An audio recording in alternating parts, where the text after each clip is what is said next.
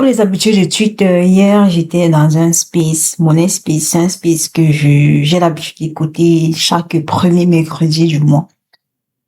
Et hier, le monsieur disait, quand tu dois faire quelque chose, fais cette chose-là.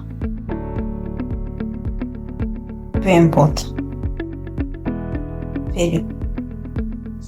C'est ça la discipline. Bah, il a raison, c'est ça la discipline. Depuis, j'ai ma voix qui est un peu cassée. Donc, si de temps en temps, vous sentez des pauses pas nettes, peut-être j'ai arrêté pour partir tousser avant de venir recommencer. Avant de venir recommencer à enregistrer. En même temps, aujourd'hui, je sais pas si je vais mettre l'intro. J'ai pas trop envie de mettre l'intro, j'ai juste envie de parler comme ça. Et sans toutefois mettre l'intro pour vous rappeler que ici, c'est Edma tout le monde. C'est mon monde. Et peut-être le vôtre aussi. En tout cas, bienvenue aux fidèles, bienvenue aux nouveaux et bienvenue aux gens qui viennent et qui partent. Bienvenue à tout le monde. Aujourd'hui, on va aborder un sujet particulier. Il s'agit de laisser le bon pour le mieux. On nous a longtemps dit que quand ça ne nous correspond pas, il faut partir. Quand c'est compliqué, il faut partir. Quand les conditions ne sont plus réunies, il faut partir. Quand ça affecte notre santé mentale, quand ça affecte notre physique, il faut partir. On dit toujours qu'il faut quitter le mauvais en fait. Quand ce n'est plus bon, ça veut dire que c'est mauvais, c'est toxique peut-être. Il faut partir. Mais quand il faut quitter le bon pour le mieux, on fait comment? On ne nous a pas appris ça. On nous a du moins pas prévenu que parfois c'est quelque chose de bien qu'on va devoir laisser parce qu'on veut quelque chose de mieux. On ne peut pas arrêter plusieurs choses dans la main. Parfois, il faut laisser tomber certaines choses pour être disponible, disposé à accueillir d'autres choses qui sont peut-être meilleures, qui sont voire plus, qui sont généralement plus, parce qu'on a le target.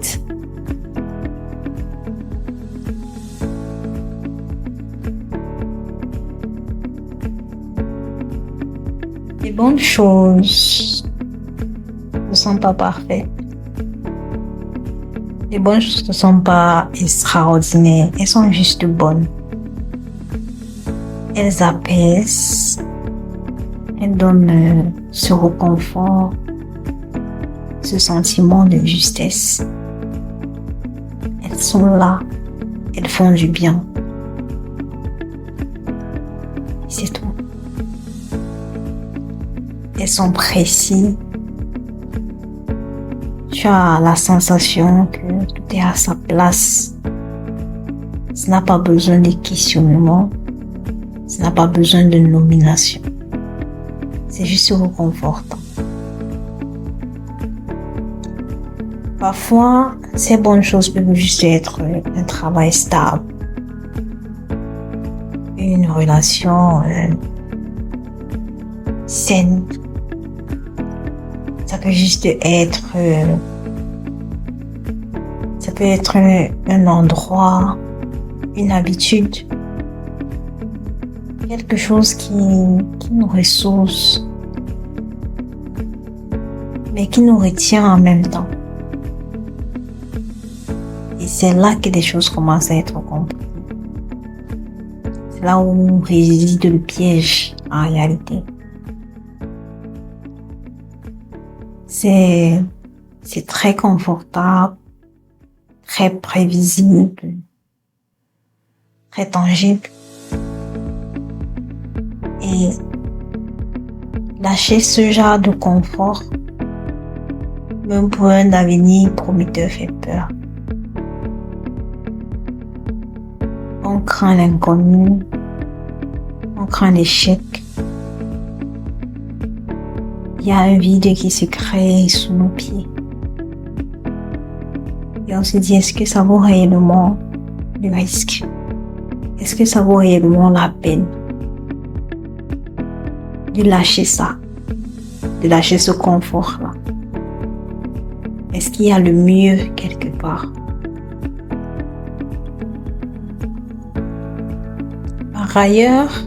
Par ailleurs, rester dans le mieux, rester dans le bon, pas peur du mieux, c'est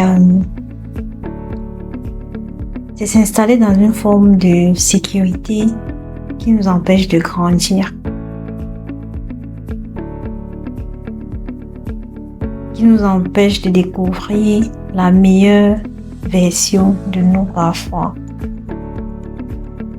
qui nous fait stagner. Le bémol, c'est que on nous a beaucoup appris à quitter le mal pour le bien. Généralement, c'est mauvais et on quitte pour ce qui est mieux. Généralement, c'est toxique et on quitte pour le meilleur. Mais on nous a pas souvent dit que parfois, c'est le bon qu'on va devoir quitter. Quelque chose de meilleur. C'est la situation confortable qu'on va devoir quitter pour quelque chose de meilleur. C'est la relation stable là qu'on va devoir quitter pour quelque chose de meilleur. C'est là où on a ce truc là, ce papillon, cette lumière, cette joie, ce bonheur, ce plaisir, qu'on va devoir quitter ça pour quelque chose de mieux. Je pense que parmi nous, il y a des personnes qui savent de quoi je parle.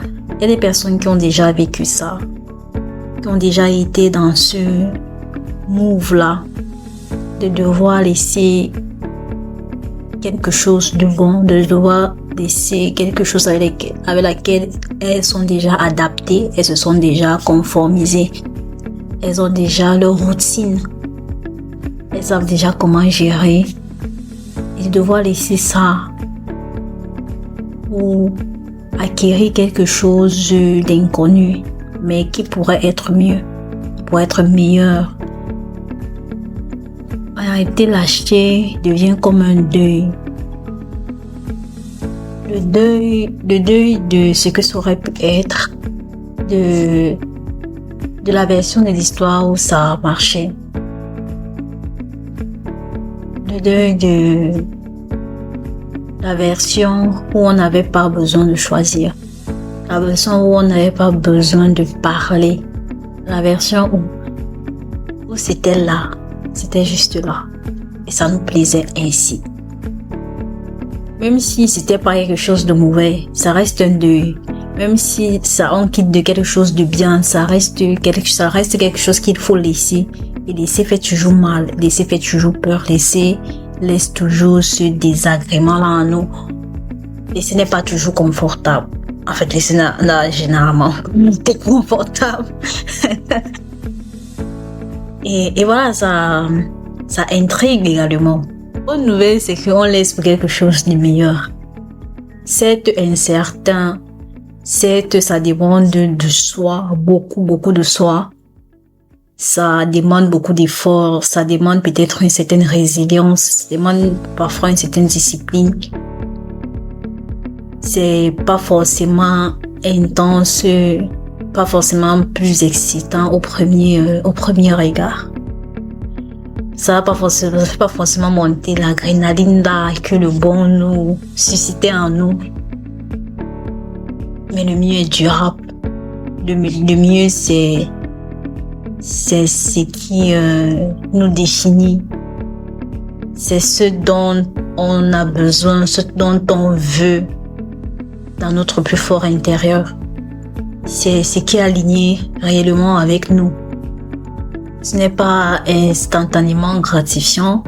Ça nous fait sortir de notre zone de confort.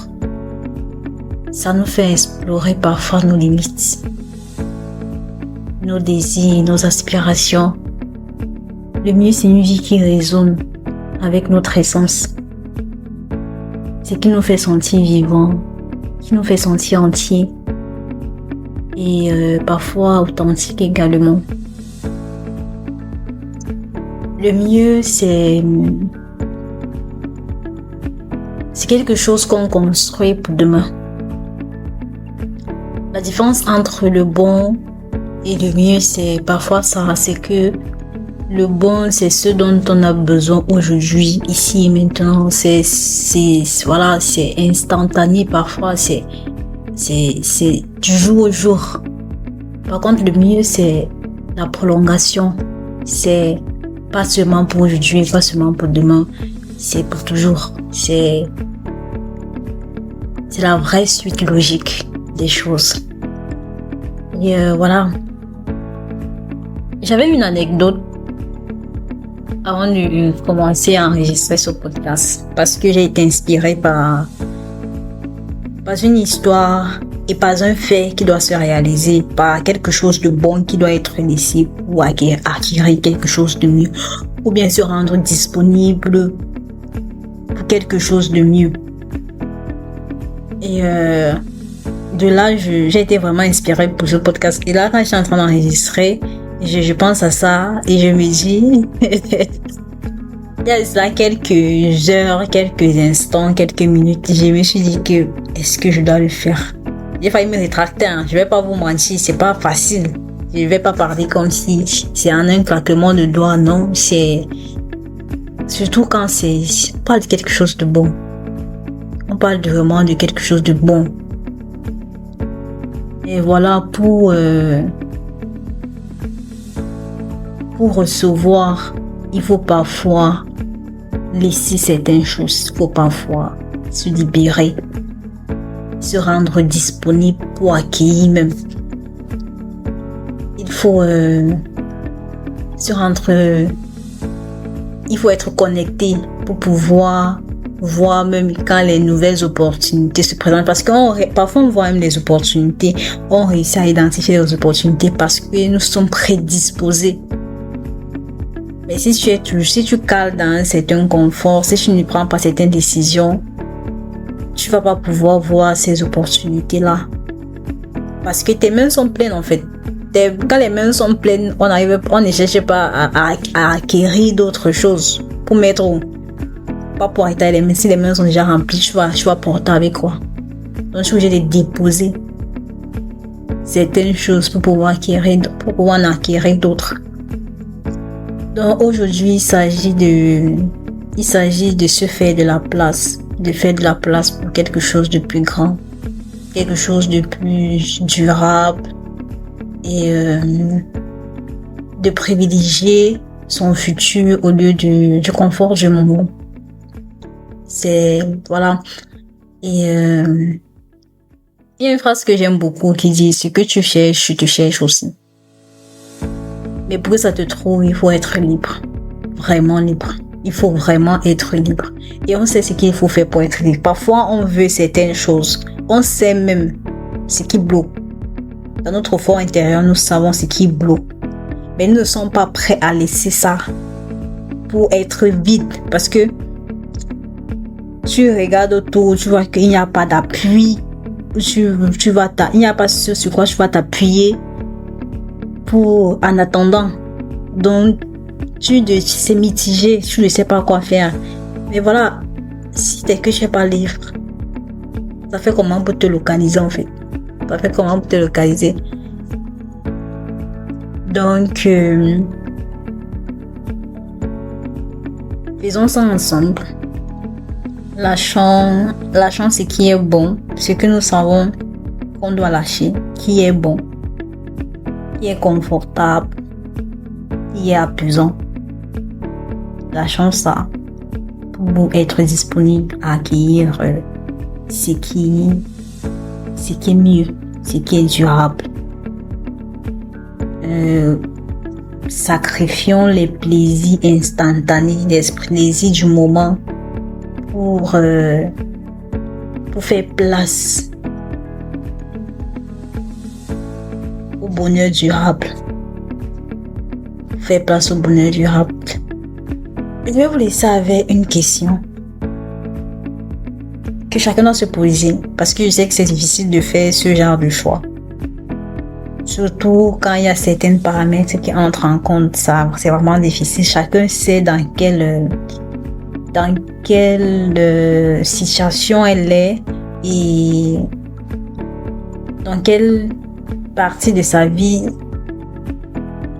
elle a besoin de faire ce genre de choix. Ouais, chaque personne sait où est-ce qu'elle a besoin de faire ce choix, quel est le bon qu'elle doit laisser pour faire place au mieux, pour pouvoir accueillir le mieux. Donc la question c'est la suivante: si vous restez dans le bon, pas peur du mieux, que perdez-vous réellement? Posez-vous cette question-là. Si vous restez dans le bon, pas peur du mieux, que perdez-vous réellement? Et que pourriez-vous découvrir si vous osez lâcher ce bon-là? Posez-vous sincèrement cette question-là et essayez de répondre à cette question en étant bien évidemment honnête envers vous-même, parce qu'il s'agit là de vous. Il ne s'agit pas de quelqu'un d'autre, il s'agit de vous. Et vous connaissez déjà ce qui est bien et mieux pour vous. Vous savez déjà, on sait déjà à l'avance. Il y a cette petite voix-là qui nous a même déjà dit le chemin à suivre. Nous sommes vraiment très têtus pour se laisser guider. Je vais reprendre la question. Si vous restez dans le bon, pas peur du mieux, que perdez-vous réellement? Et que pourriez-vous découvrir si vous osiez lâcher? Si vous osiez lâcher ce bon-là. Et imaginez aussi, vous regardez derrière ce qui était bon. Remerciez et avancez pas à pas. On va conclure avec une image, avec une imagination. On le fait ensemble. Donc, pour nous permettre de visualiser certaines choses, pour nous permettre de visualiser de visualiser le bon qu'on laisse et d'acquérir ce qui est bien, pour s'imprégner de ça. On va regarder derrière nous. On va voir ce qui était bon et on va le remercier. On va remercier et on va avancer pas à pas. C'est ce qui pourrait nous faire vraiment vibrer. Le chemin est peut-être flou, parfois difficile, mais c'est le nôtre. Et il mérite d'être parcouru. Voyons la lumière là que nous sommes en train de suivre, même si c'est dans le brouillard. Il y a le brouillard, c'est clair, mais il y a cette lumière là qui est au fond. C'est notre étoile. Et si on la suivait juste, cette étoile là,